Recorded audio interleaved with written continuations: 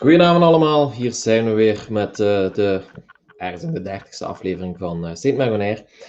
Vandaag hebben we iemand die eigenlijk al eerder aan de beurt was, maar die toen moest afzeggen wegens gezondheidsproblemen. Is ondertussen terug en helemaal paraat om er tegenaan te gaan. Ik ga hier onmiddellijk al even Fabian geruststellen. Fabian, hij is er, dus het gaat dus zeker doorgaan. Dus geen zorgen. Here he is, the one and only Martin. Hi Martin! Hello there! So I was just saying to the viewers, you are here and you're healthy at this point, so lucky enough. So how are you doing? I'm really well. I think I was quite lucky that everything was discovered in time by the doctors, and the doctor says I'm in very good hands, and I feel well. I'm in good shape, and I'm ready to rock and roll. And yeah, so I feel fine, really good. Okay, that's good to hear. Of course, tonight it's all about whiskey. So we are really glad you're able to do this and healthy enough. You're the face of Highland Park. We were talking earlier, and you said it's a funny thing because people come up to me and say, "Can I have a picture with you?" Because for us, for the most of us, you are Highland Park, and Highland Park is a bit of Martin. So, and you said it's a strange feeling, and you mentioned your girlfriend who was with you, and she was like, "What's that?" But yeah, how does it feel? First of all, I still feel it. You know, it's a huge privilege to have fans, even though I know that it's fans for Highland Park, but they see me as kind of the face of it. I can't really take the credit for that we are making good whiskey, but I still think that people, or hope that people think I do a great job, and that's basically part of what I'm doing, and why they come up to me and say hi and wants to have a picture. And as we talked about earlier as well, for me the biggest moments for me are when we go out at whiskey fairs and so on. I can shake people's hands and have a good chat with them, and I think that's what whiskey is all about, and that's my personality, to have a good chat with people and so on as well. So I hope that it's a bit of both, that people really enjoy Highland Park, but they also like chatting to me and meeting the face of Highland Park, which I've been now for 15, 16 years or so. So yeah, at the beginning, were you that big as you are at this point? Well, I actually bigger. I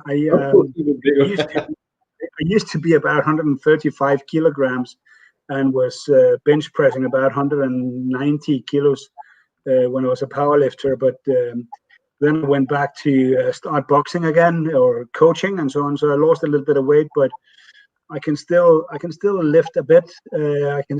And so on. So I have no intention to be bigger, because I think the clothes Highland Park are making for me are getting smaller. So if I have to wear it, I can't gain any weight. So yeah. No, but I love exercising, training, and so on. Especially when I travel a lot, it's a good way to keep myself in shape, and also get all the hours and stuff. Yeah. So it's good. Yeah. But it makes the image, it makes it all come together. Yeah. You're the big Viking. Yeah. Yeah. No, it's a lot of commercializing the Viking stuff, and then you are there. But I think when Jason Craig and I had a chat about all this Viking things and so on, he looked at me and said, "You're perfect for the role." And I must say, though, it's not why I try to exercise and train to keep my Viking image alive, but it just came together. I'm happy it fits the Highland Park brand, and I still like what I'm doing, both training and work-wise, and that's a good combination when we are talking about Vikings. Yeah, talking about combination, is it normally they always say when you do a lot of sports, it's not good to drink whiskey or even alcohol in general. So is it Can you combine it? Yeah, well, I think if you do drink a lot of alcohol, you need to do some workout as well. So, but I think I have a quite professional view on drinking whiskey. So it's not like I'm drunk every day. But of course, I do like whiskey. I do like whiskey in general, not only Highland Park, but I think especially in my job, we have to be quite careful about how much we drink and so on, and you always have to look a bit professional as well. But it is true if you wanna do something with your sport, don't drink too much alcohol, of course. But today I'm 53. I'm not gonna compete anymore. So I think it's okay if I have another dram now and again, and no one will complain, I think. But how did you start with Highland Park? Because do you have a background in whiskey or alcohol business? Business? No. I to be honest, I started my whiskey career about I think it's about 30 years ago. I was quite lucky. I used to be in the Navy, and we were on an exercise in Scotland. And we had one day off, and where all my colleagues went out and went to bars and restaurants and got drunk and so on. I went sightseeing, and when you went sightseeing in Scotland, it's very hard not to visit a distillery because there are plenty of them. So I went into to a distillery, and the first distillery I actually went into was Glenkinchie, and this is 31 years ago. And I was immediately, when I walked in, I was blown away. My knowledge about whiskey at that time was getting drunk in Ballantine's or Johnny Walker and feeling fine the next day, by the way. But I was kind of blown away about the passion and the way that, how proud they were of their product, how they talked about it. And I tasted Glenkinchie and I actually found it was really tasty. And I'm quite... if there's something I want to know about, I'm getting completely nerdy. And if you go back in time 31, 32 years ago, there was not that many whiskey books, but I read every whiskey books that were there, took time off my work and went to Scotland to work at some of the distilleries. And, one day to the other, and suddenly one day there was a call from Craigellachie Hotel near Macallan, and they asked me, do you want to be the whiskey manager here? We have a job for you. And I said, well, that could be fun. So I moved to Scotland and worked at the Craigellachie Hotel for a couple of years as a whiskey manager. And Macallan is owned by the same company, as you know, as Highland Park. And they came over for a whiskey dinner and had to present some of the whiskies for them. And I said, well, the next whiskey we're going to taste, and I had no idea this group was from Edrington Group. I had no idea. So I just said, the next whiskey is my personal favorite, Highland Park 18. Really love this, and this, so, and they were quite happy for my presentation and for the whiskey dinner. And then a few weeks later, the same group came back, still no idea it was the group from Edrington. So I presented the whiskey again. I said, well, Highland Park 18, my favorite whiskey, I think. So after the dinner, one of the guys came up and said, do you want to work for us? So, what company are you talking about? Well, Highland Park. Yes. so it was kind of, for me, I felt like a young football player being asked by FC Barcelona come and play for us. Yeah. So I started working for Edrington and doing tasting both for Macallan and Highland Park, which is now 15 years ago. And then about 10 years ago, they asked me to become ambassador only for Highland Park, and went over. And today I'm global and enjoy it. So it was pure interest for whiskey that brought me into the business. But of course, my knowledge and obviously my presentation skills, they could use at Highland Park or at Edrington. So I was quite happy. But you're global ambassador at this point, but you're living in Sweden, if I'm right. living in Copenhagen or in Denmark now. So yeah. Oh, yeah, you're living. Okay. Yeah. Is it? Can you? Is is it? Yeah, apparently it's not that easy at this point because of COVID. No. But normal times, how do you manage things? Because you have to go to Scotland, I presume, and you have to go abroad and stuff like this. Wouldn't it be easier if you lived in Scotland? Yeah, well, I had absolutely, but I had a good chat with my brand director, Jason Craig, and we discussed it. And first of all, he said, "Do you want to move to Orkney?" And I said, "Yeah, I really want to move to Orkney, but living on Orkney and travel 200 days per year doesn't go well because most of the flights to Orkney are cancelled, so probably it wouldn't work." And he said, "So do you want to move to Glasgow?" And I said, "Why should I move to Glasgow when my family is in Denmark and I still travel 200 days per year?" So, and he agreed. So what are we doing? If I have to go, let's say, to the States, I fly through London and then I make a trip up to Glasgow. But I still have to do the Orkney Islands every second month with VIP guests or research or whatever it can be. And to be honest with you, flying from Glasgow to Orkney is more or less the same as flying from Copenhagen via Aberdeen to Orkney. It's easy, the connections, and that's why we did it. So, and if you look at the cost for it, more or less the same as well. So it's not a big deal. We're now used to it, and we discussed, well, when we have to meet up, should we do it in Glasgow and so on? And we do it via Skype. And I've been in Glasgow just before all this happened, and to have a meeting with our brand director, and he didn't have time that day, so we did it via Skype anyway, even though I was sitting next to his seat in Glasgow because he wasn't there. So I said, well, okay, it doesn't really matter where I live, and I still, if we don't have all this Corona thing, I still travel just around 190 to 200 days a year. So. Yeah. But do you still go to the distillery at this point, or you're not allowed to go there? No. At this point, I'm not allowed. What we have, the distillery has been closed most of the time through COVID-19. Through Corona, we sent most of the staff. Even our distillery manager has been off work for a period of time. She's back. Some of the warehouse guys are back, and we start our production now.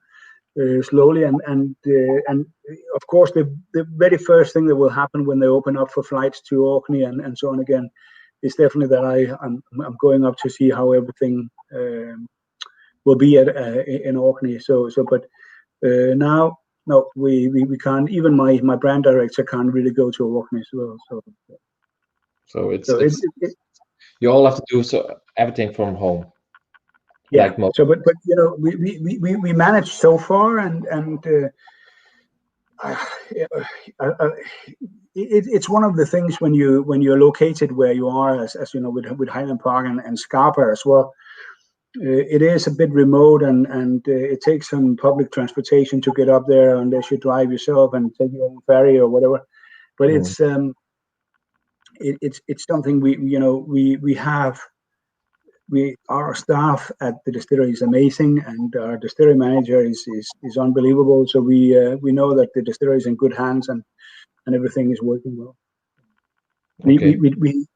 So it's okay, and we are, of course, because of all this, we're a little bit behind with the production, but I think we'll speed it up a bit and come up to date anyway. So okay.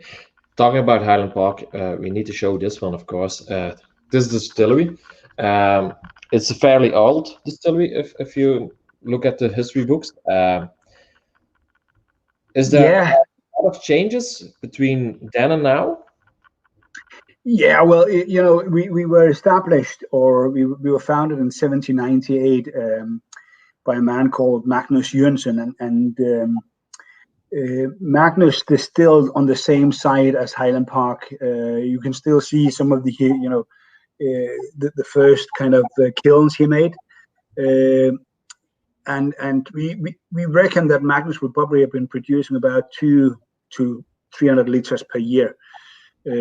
So it was a little bit later that things really started to change. If you look at Alfred Bernard's book, Distillers in the United Kingdom, you can see there was 2 stills. It was a very small site and so on, and so it was not until later that we expanded to 2 stills and so on. But we are still doing the old style of floor malting. About 20 to 25% of everything that will be malted are malted at Highland Park. So we have our own floor malting, the biggest floor malting in Scotland, and still put an honor in to do that. And the reason we are still doing the floor malting, even though it's kind of an expensive thing, is simply because we have to use Orkney peat.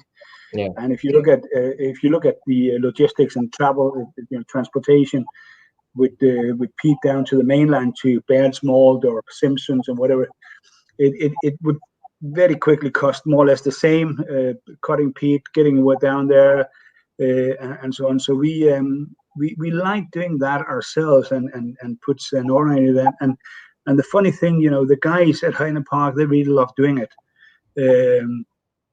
So it's something we continue. And Marie Stanton, our distillery manager, she's a huge fan of floor malting. She came from Belwenny.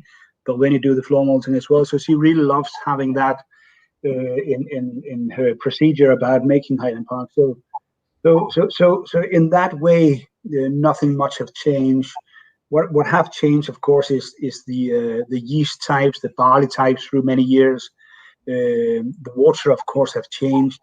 Water 100 years ago, 150 years ago, is not completely the same as the water we use today.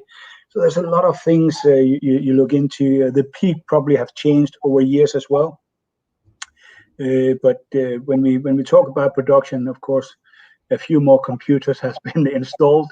But besides that, it's quite old tradition, yeah. Okay. The first question is from Dave. I don't think you know Dave at this point, but I'm sure you will meet him one day at a show. Dave asks, how much malt does the malt floor hold at a time? Yeah, well, we have 3 floors, and each floor can hold up to 7.5 ton malt, or green malt, as we say. So 7.5 ton. Okay. Is one piece, as we say. That's a fairly big number. Yeah, it's a good amount. At this point, I have a question for our viewers. I know there are a lot of fans watching us at this point. They're commenting as hell. Like always, strange things saying. But what's your favorite whiskey from Highland Park, of course, and why? And Dave reacts, it's a fair whack of malt. Yeah, it's a good amount, yeah. No, well, my favorite Highland Park, it's first of all, it's a really good question. It's also a very hard question to answer, because it's if I have to take through all the Highland Parks that's been made, I think Bicentenary, which we made in 1998, is definitely one that stands out for me. Our 50-year-old, of course, stands out. It's one of the best whiskeys I ever tried, one of the best whiskey. But if you look at my everyday whiskey from Highland Park and why it stands out, I would probably still go for the 18. Mm-hmm. I still think the 18 has a fantastic complexity, but for me, what I always look for in a whiskey is a very good balance, and balance is something I really look for in whiskeys, and I think the 18-year-old for me has the balance I'm looking for. It's not too sweet, it's not too peaty, it's not too fruity. It's just become one, and I think the 18 is something I stand out. And I still today, after many years with Highland Park, I'm still surprised every time I taste it and think it's amazing we can make a whiskey that good. And I know people will probably not agree, but consistency is many things. But I think we have kept a pretty good consistency with the 18-year-old over the years. Yeah, I tried it a few months ago, and I hadn't tried it for I think about a year or two. Yeah. And I noticed it was quite the same because I'm a fan of the 18-year-old and for 6 years ago, it was pretty cheap. At this point, it's not anymore, Yeah. but it's still a lovely dram. But for the viewers, they are saying this one is my favorite, but why? Don't forget to mention why. Fabian says mine is the Highland Park single cask 18-year-old distillery exclusive, bottled in 2017. Chris, and I'm sure you know Chris, overall my favorite has been the single cask 1978. For the more recent releases, I really love the full volume. I tried that one. It's nice as well. Roy says, my all-time classic will always be the 18 because it's the one that kicked things off for me. Only just got gifted the Highland Park Dragon Legend a couple of nights ago. Eager to try. So what can I expect, he's asking. Well, for Dragon Legend, you know, it's a bit more peated. We used a bit a higher portion of a peated malt in there. Every year we are distilling on very peated malt, put it into cask on its own, and we can use some of those casks in special editions like Dragon Legend and so on. You also will find it a little bit more sherried than the 18-year-old. The percentage of first fill sherry, both American oak and European oak, is a little bit more or a little bit higher than in the 18. So it's not as old. It's not 18 years old, but it's definitely one that gives you the DNA of Highland Park, but with a little bit more peat on top and a little bit more sherry on top. Okay. Robert is asking, over your 15 years, how do you think the quality of Highland Park has changed? Well, it's a difficult question, I think. No, but it's a good question, and it's definitely a question that's up in time. And I would sit here and lie if I said it hasn't changed. It has changed. Mm-hmm. If you go back if you go back 15 years, and you know, if you just take a 12-year-old. I know it has a lot of fans out there, just like the 18, and I always get the questions when we tasted Highland Park 12-year-old 15 years ago, and it was much better. And well, you know, taste is many things. You know, we have people liking the 12-year-old today better than years back. But what we have to look at when we created the 12-year-old 15 years ago, it was not 12 years. It was 18. It was sometimes 20 years, the whiskey we put in here, because we could. We didn't sell that much whiskey as we do today. As Highland Park became more and more successful and the demand grew, you know, our master blenders said, well, we can't use 18 or 20 years old in a 12-year-old. We have to get closer to the 12. So the whiskey that came in became younger and younger and much closer to the 12-year-old. So when you look at the 12-year-old today, it's 12 to 14 years old instead of 12 to 20 years old. And of course, that will have an effect, especially on the finish, where you don't have this cask maturation that comes out in the finish. So there's a little difference there. If you look at the quality of the cask and the cask makeup, when we talk about percentage of sherry and so on, it's the same. So it's more or less, and it's the same for the 18-year-old. When I started working for Highland Park and we created the 18, we had casks that was up to 32 years old in the 18-year-old. Of course, we can't do that today. So that makes a difference. But that said, we are trying to create whiskey that's as close as possible to what we made. But what have changed the most, of course, is the age that goes into the bottle. Even though it says 12 years old, if I can, you know, my marketing speech about this is today, this is an honest 12-year-old because it's 12 years old and it used to be older. But I think that's the biggest thing, not only for Highland Park, but for any other whiskies on the market, that we used to use all the casks in our vattings, but today we can't. Is that the same reason why a lot of the bottlings of not only Highland Park but a lot of other distilleries as well are now like non-age statements, like dark origins and stuff? Yeah, well, I think the non-age statement has always been there. If you think about the Freud quarter cask or Aberlour Abuna or the 105 from Glenfarclas and so on, it's always been there.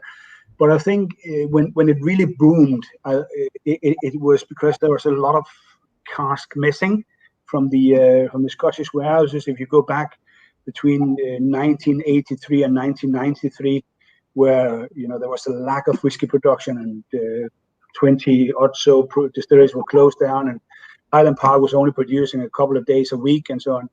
And of course, when you come 15 years, 20 years, 18 years later, we are missing those casks to create our whiskies, and we have to fill up kind of a gap. And we did that as good as we could with the dark origins. We had Valkyrie, Valknut, Valfather, and all fantastic products. Dragon Legend is a good example. So it was not that we were using only young whiskey, but what we could do was using old whiskies and then some younger whiskey, and then you find kind of, as we know from the cognac industry, we're talking about a drinking age, and creating some pretty good products as well. I know, of course, there will always be different opinions about the quality, but we did it as good as we could, and we are moving a little bit away from the non-age statement whiskey. It will always be there. We're coming out with a new cask strength whiskey now, 63.3%, and that's a non-aged product. But I think when people try it, age is not the first thing they're thinking about. It's more, the 63.3 kicking in and tasting whiskey. And I must say, it's. I'm not saying that because I'm working for Highland Park, but when I tasted the first time, I was so amazed that the 63.3 didn't attack me right away. It's just wonderful. And I hope people will look away from the non-age statement whiskey and just drink the cask strength as they want to. Yeah, that's what it's made. Was it a big surprise for you? Because some of those bottlings, non-age statements, and even the age statements, the value is gone up way up. Last years. Did you? Yeah, but still a surprise to you? No, well, I'm not surprised about the non-age statement. I'm surprised about that the value is going up, and I'm surprised about prices for whiskey today compared to, as we talked about a few years back. But again, I could sit here and give a marketing speech, but the best way to put it is, if people had a company and they could get a certain price for the product they're producing that was higher than last year, I'm 100% sure everyone would do that. And it's the business today, and we can slowly see that, it's always been cheaper to buy a whiskey from independent bottlers, and it still is to a certain part. But the price for independent bottlers is going up a little bit as well now and again, and getting the market to be a little bit more stabilized. But I think that's what surprised me the most. And I must say, I'm still extremely surprised about auction prices today. It's just if I knew that 10 years ago, I would have invested in whiskey, but I rather wanted to taste it, so that's what I did. And so, I think today that's good. You don't have to auction a lot of the stuff what you own. It's all open. No. So I if you look at my cabinet, I have a lot of bottles there, but I think they're all open because I'm extremely curious when it comes to whiskey, and I need to know how it tastes. Okay. Mark was asking, and you mentioned a bit about it. Highland Park is still selling casks to independent bottlers, or are they stopping with that?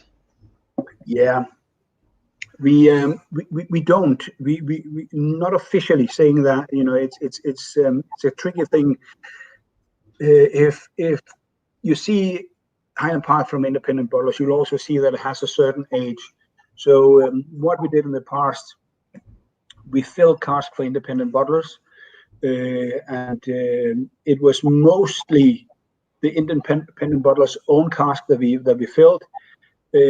So we had no really idea about what the outcome will be. We don't do that anymore. That said, there are a few independent bottlers that we're still working with, like Gordon MacPhail. We work closely with them, and it's a very old companionship we have with them.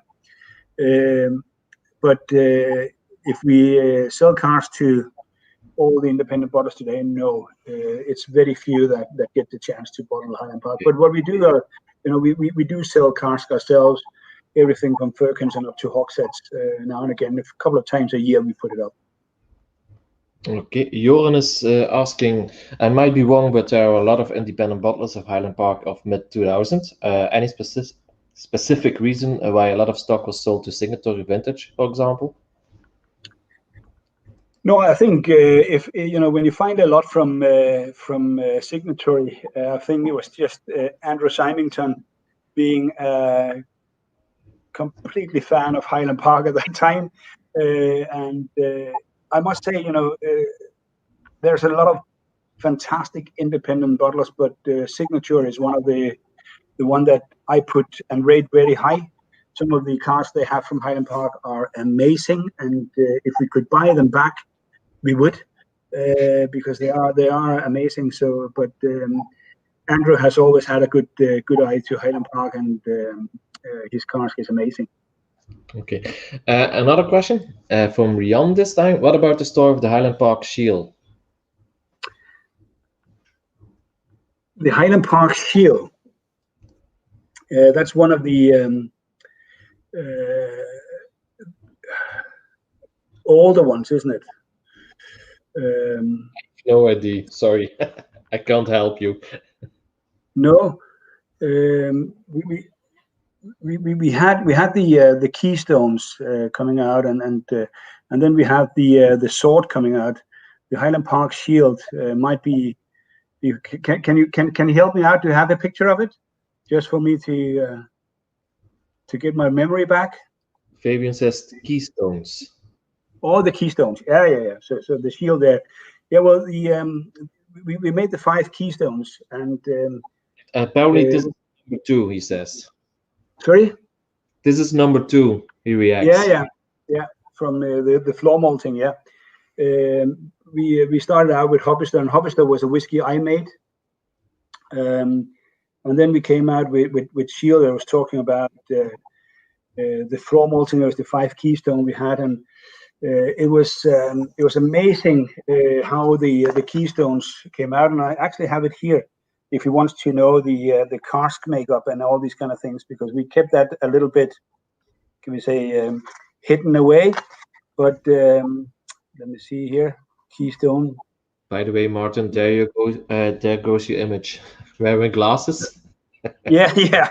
Well, I'm 53, and it's getting there. So the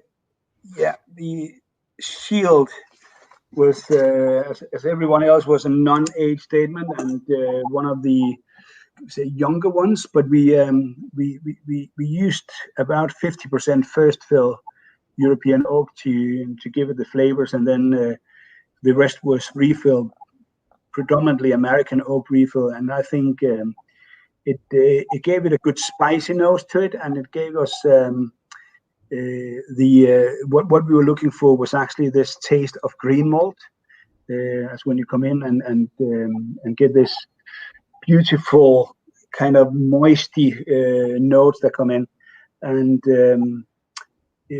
I think we succeeded quite well. And then, of course, the European oak gave us just a hint of fruitiness at the end as well. But it's not the oldest whiskey we made, but it's a really good dram. I think the entire Keystone series was amazing. Okay, I hope he's happy with this answer.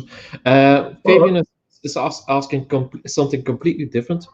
What's in your glass right now, Martin and me? Well, for me, it's the 12-year-old. That's my evening cap. I love, just before this, I actually came from the exercise of boxing, and what I really like when I come home, and it's been both a good day but also a stressful day. I love my dram, and the last couple of months where we had pretty good weather here in Denmark, I actually enjoyed the 12-year-old with a really good splash of water, more or less almost 50-50. I know it's quite hard to say here, but it's been very refreshing, and had some very warm summer nights as well, where our 10-year-old with an ice cube actually was extremely refreshing for me, and I enjoyed it. But the 12-year-old is what I enjoy most of my days, and what fulfilled my needs. And then Friday or Saturday, especially if Liverpool was playing, it will be the 18. So okay, because he's asking it, I'm drinking an independent bottling of Highland Park, but not a simple one. I don't know if you're familiar with it, but it's from Cascade. no. Cascade is a charity bottler, a Belgian charity bottler, and they, like I said, charity, because they offer all the money what they earn with this is for charity purposes. So it's a nice thing to have, and it's a 12-year-old at 45.7 degrees. So that's good. Yeah, it's a nice one. It's something different, and at this point I was thinking like, yeah, what the hell, cracking it open. So yeah, but it fills quite well in the footsteps of Highland Park, because Edrington is owned by a charity organization as well. So we love what we're doing, and we love that every time you buy a bottle of Highland Park, you actually buy something for charity as well. Yeah, that's something. It's not something. Yeah.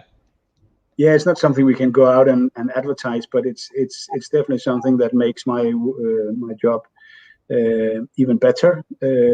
Thinking about that, so yeah.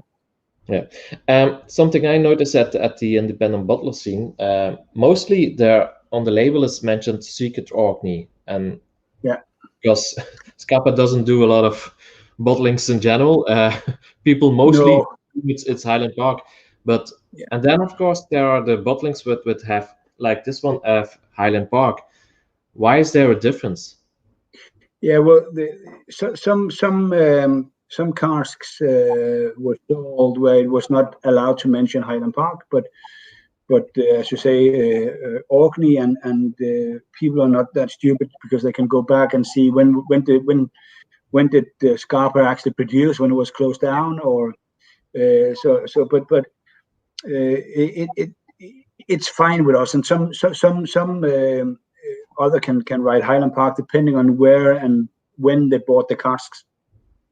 Before we made that rule, but the good thing, and the good thing with independent bottlers today, I think that most of what comes out is actually really, really good quality.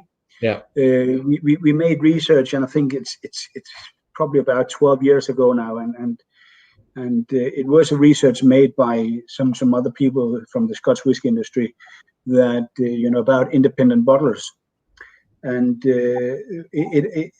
and I think that's why a lot of distillery actually changed the thing with independent bottlers, but because we asked, so have you ever tried a good Highland Park from an independent bottler? And the thing was, when people had a good Highland Park, they would say, well, that Douglas Lang, Duncan Taylor, whatever it can be, was really good. They didn't really mention Highland Park, just that was a really good. Highland Park kind of came in second row. Yeah. But if it was a bad cask that was bottled, they said that Highland Park, that was really bad. Which one? Or the one from, and then the independent bottle came. So that kind of put our name down a bit, and it was not only us. I think it was the entire industry that thought that was kind of a thing.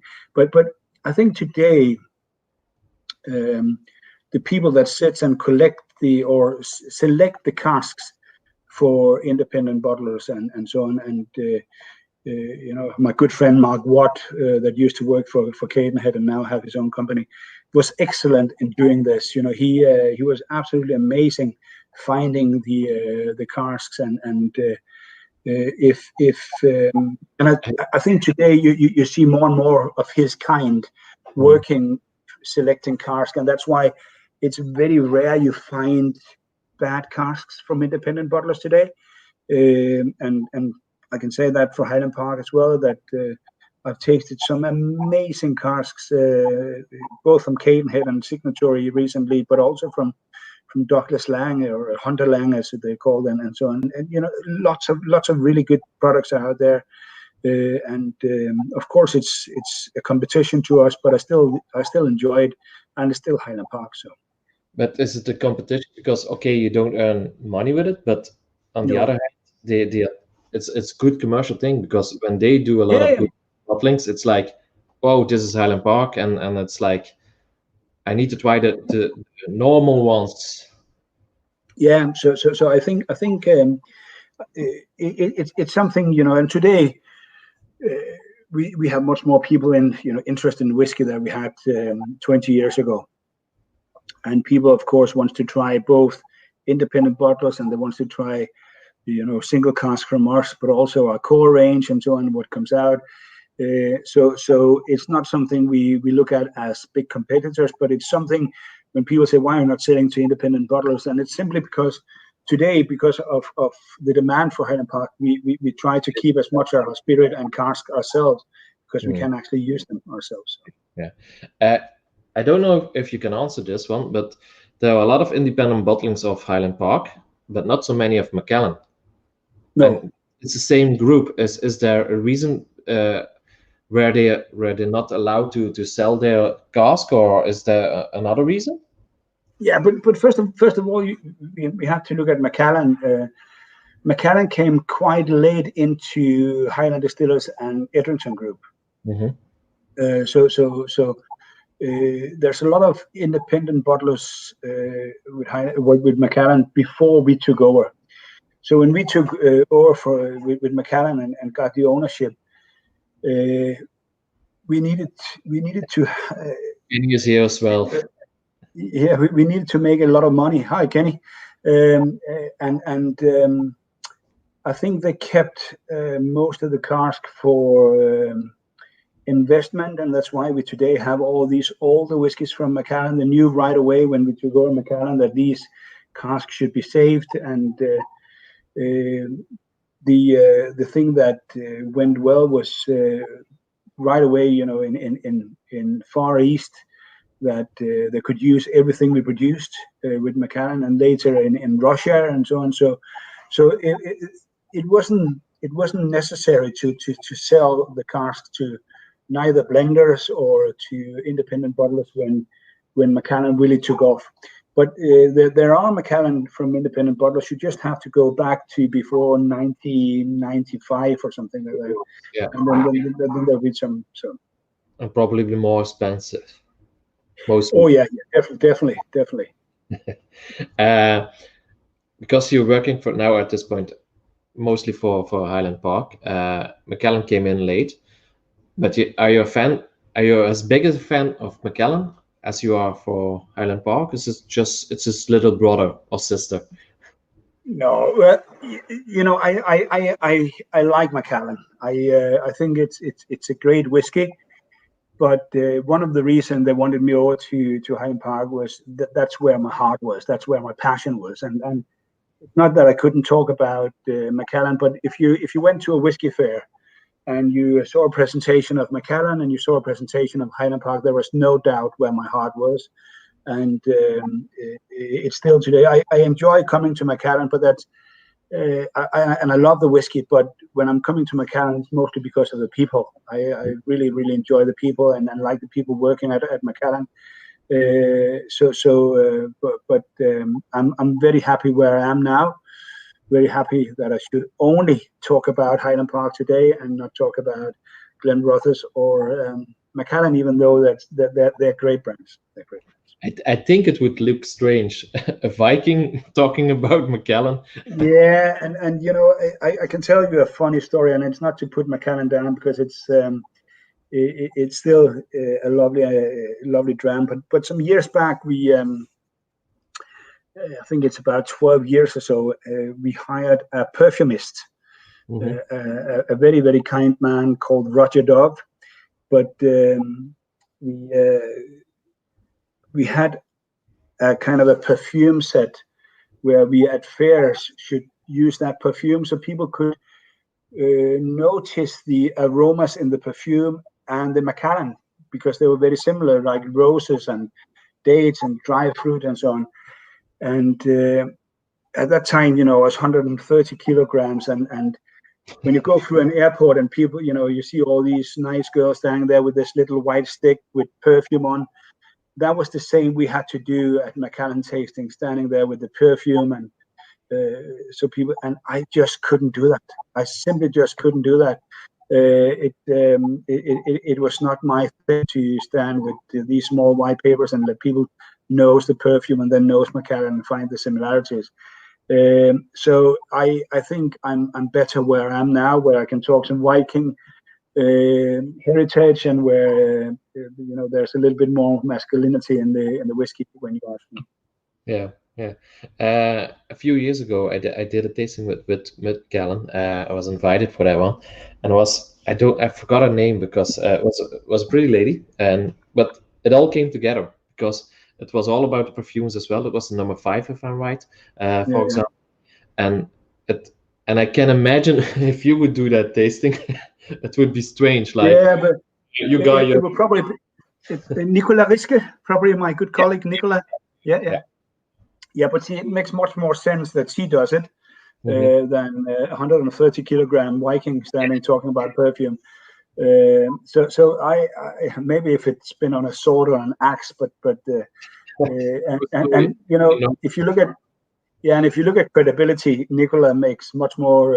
You know, is probably much more credible with the credibility wise. She makes it much more easy with the perfume than me.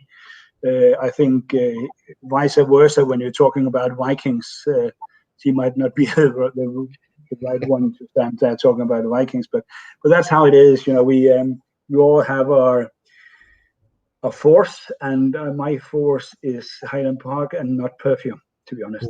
So. Something more or less the same, because when I visit a fair, first thing I notice, and everybody notices, it's mostly men. But the few women who are there, they always surprise me because they have a great taste and great smell. Are there a lot of female fans of Highland Park? There is. We have a few female ambassadors around the world as well. There's a few in US and so on, but there are quite a lot of female fans. We have in Sweden, there's a whiskey club called the Whiskey Lasses. It's 120 whiskey girls, and I think I've been there 3 times doing a Highland Park tasting, just simply because they love Highland Park.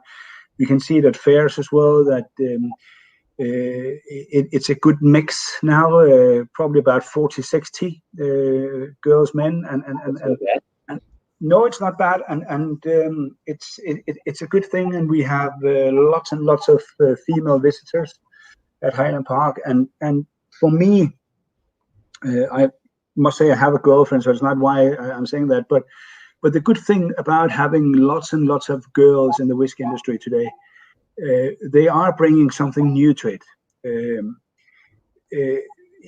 And when we're talking about perfume as well, there's a different kind of thing. You know, they grew up with perfume.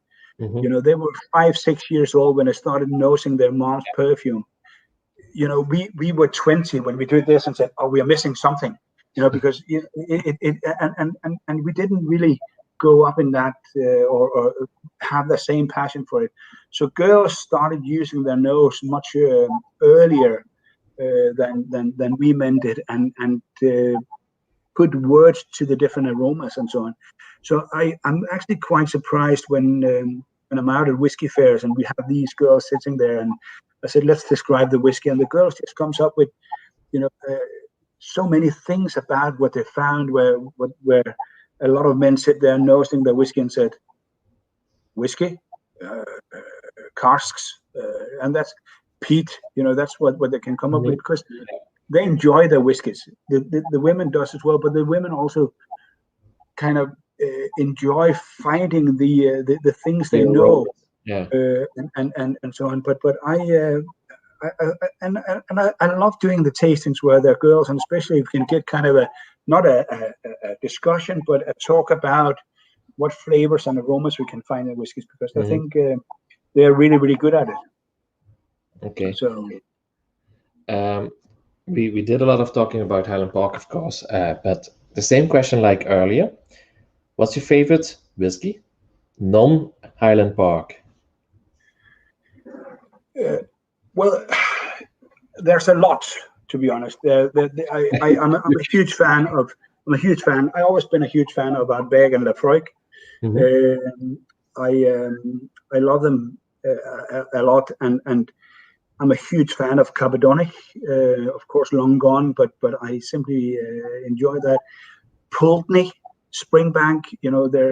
I always. Springbank is something very special to me. I always enjoyed Springbank, and one of the best whiskey I had. My top 3 probably is a Springbank from 1966, which was just amazing. But I think there are so many good whiskies, and I think one whiskey I always enjoy is kind of Pulteney. I think Pulteney the last 10-15 years had come up with amazing bottles. Huge fan of Glengoyne, huge fan of Tamdhu. Simply love them. Ben Riach has been one of my favorite for a long, long time as well. Yeah. So there's a lot of them, and it's hard for me to put out one that stands out. And I noticed there are a lot of different styles as well. Yeah, but I always had, for my whiskey personality, it's kind of, what kind of weather is it today? What's my mood today? How am I feeling, and so on, and it's the same with Highland Park. It's not always I'm going for the 18. It depends on, but the good thing about whiskey fairs and working in the whiskey industry that I always have a good chance to go around and taste all the products for free, because they will always come to Highland Park and taste my products. But there's a lot of good one that would stand out, and one that I always come back to is Mortlach. I simply adore Mortlach. I think it's a fantastic product. So there's a lot of good whiskies out there, and even though I love my Highland Park, I must say there are so many good brands that if I had to put name on one special one next to Highland Park, it would probably be Springbank. But besides that, lots of them as well. Yeah. So. Yeah, it was quite funny. You mentioned them all, and then at the end, it's okay. Let's take. Yeah, but I think Springbank has always stood out for extreme quality. So yeah. Where do you see yourself within 10 or 15 years? Hopefully still in the whiskey business, because I love the whiskey business. I love what I'm doing right now. I'm not tired of traveling when that comes back again. I'm not tired of coming out, meeting people, and try to entertain them and have a good whiskey chat. But when that is over, I wouldn't mind move back to Scotland and work closely with the whiskey maker in Glasgow, creating Highland Park or things like that, or even move up to Orkney and have a good work at the distillery. So I can't see myself doing anything outside the whiskey business, the whiskey industry. I can't see myself right now doing anything for any other companies than Highland Park. But of course, you never know. as it is now, I love working for Highland Park. I love being in the business, and hopefully I'll be there until I have to retire. So. Okay. Is there anything you know already and you can share with us, depending on Highland Park? Is there coming out something new, or is there? Yeah, well, as I said, we have within the next couple of months, we are launching a cask string that will be a core range, so it's not a special edition. The cask string that comes out is 63.3 and will be in batches, so the batches will change, of course. Okay.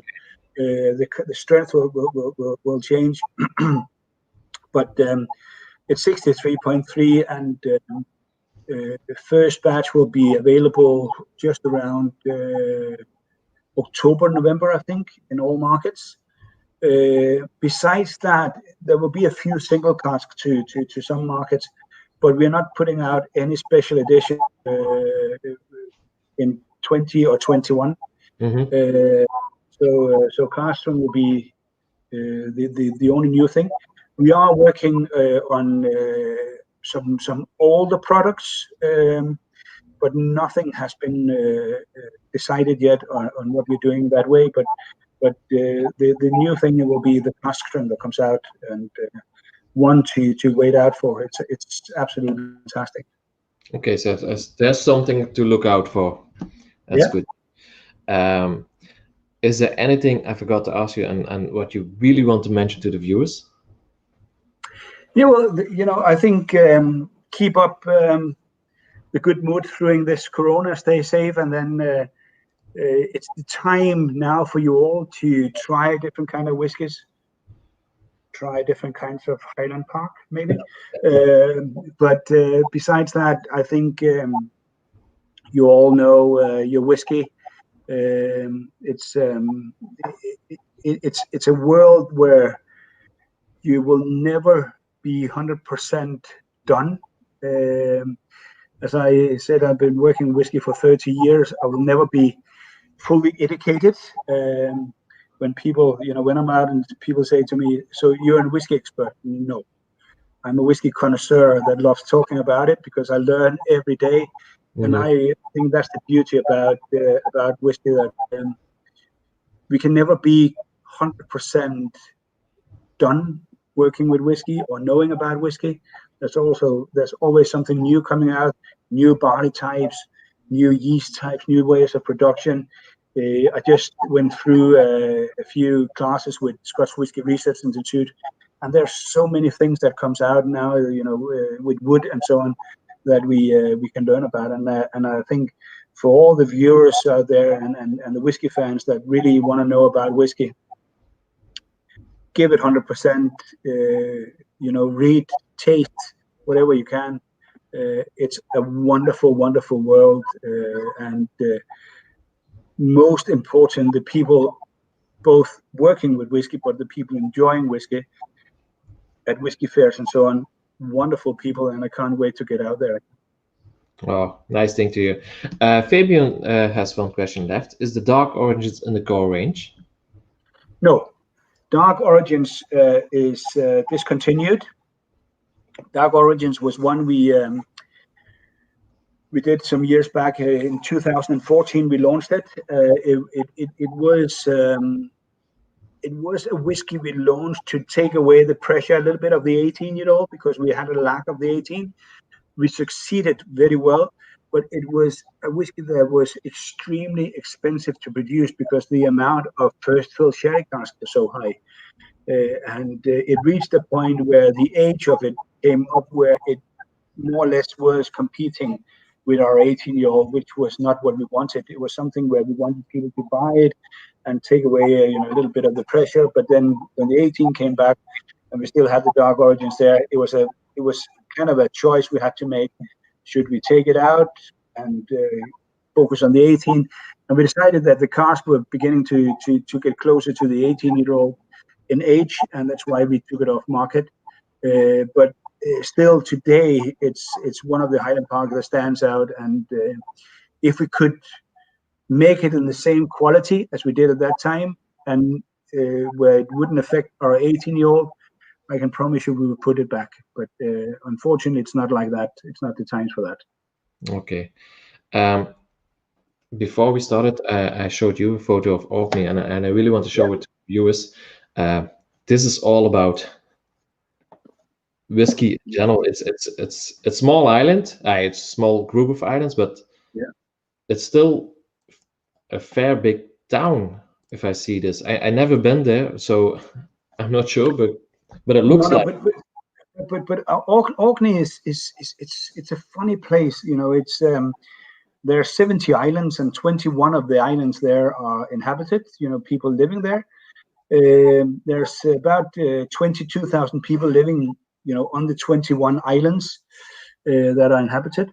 And in Kirkwall alone, we have just around 6,500 to 7,000 people.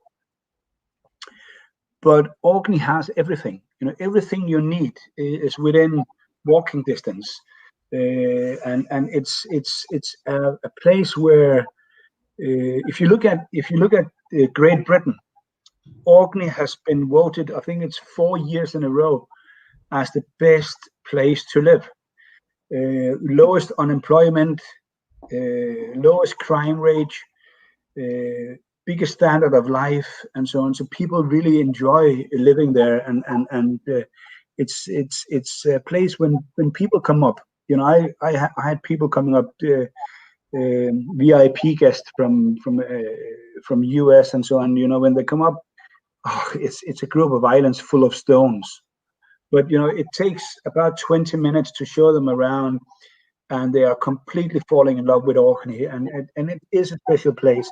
It looks, for some of the pictures you showed there, looks like it's harbor and then nothing else. But there are so many other things to Orkney as well. The harbor in Orkney is amazing. There are small boats going out to all the islands. There's you know, the fishermen are coming in with fresh fish. You can go down to the harbor and buy. The hotels are standing there buying the fish for the menu of the day and so on. And it's a wonderful place to be. And two beautiful distilleries, Scapa and Highland Park. I wish everyone that you know, that have an interest for whiskey could come up and see how beautiful it is. Because Orkney is not just Highland Park and Scapa; it's a lot of other things as well. Fantastic people up there as well. And do they feel more Scottish, or? Oh, it's a very you know, they do feel Scottish. They don't feel British. Let me put it this way. And the people that are kind of in between feel Nordic.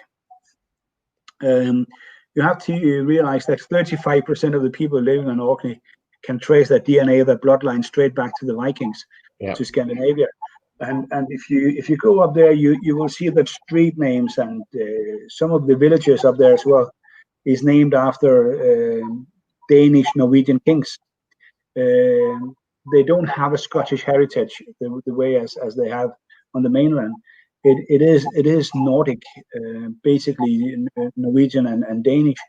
So it's a different kind of Scotland when you come up there. Of course, there's a lot of Scottish people moving up there. So now, of course, you can see kills and so on. But kills were never there, and you know, when there's a lot of people, when they think about Scotland, they think about Braveheart, William Wallace, and so on. When William Wallace was riding around Scotland, killing English people and having fun doing it, they didn't care on Orkney because they belonged to Denmark and Norway. They were not part of Scotland when he did that. So there's a different kind of story to Orkney. They don't have the same freedom speech as William Wallace had. They don't feel that same power in that. They feel more like the power of the Vikings when you look at it generally. So you belong there. I belong there. I belong to Highland Park. I honestly feel very much at home on Orkney, and if it wasn't because it's hard to travel to and from there, I would 100% live there. Okay, so I have a few things to say to the viewers before we go further with the end. Next week I have Mike Fisher with me in the studio. He's a salesman of the English Whiskey Company. And afterwards, I have Alex from Calvados Christian with us, and he joined us earlier this show. So, and then we have Michiel and Mireille from The Green Man. Alistair is joining us as well. Alexander from Worthy Park. I'm looking forward to that one as well. And Kara from Springman Distillery. And afterwards, we have another few guys. We plan to do this until the end of the year. So I'm curious if we get it. And if we do our last show, or maybe we go on, I don't know that.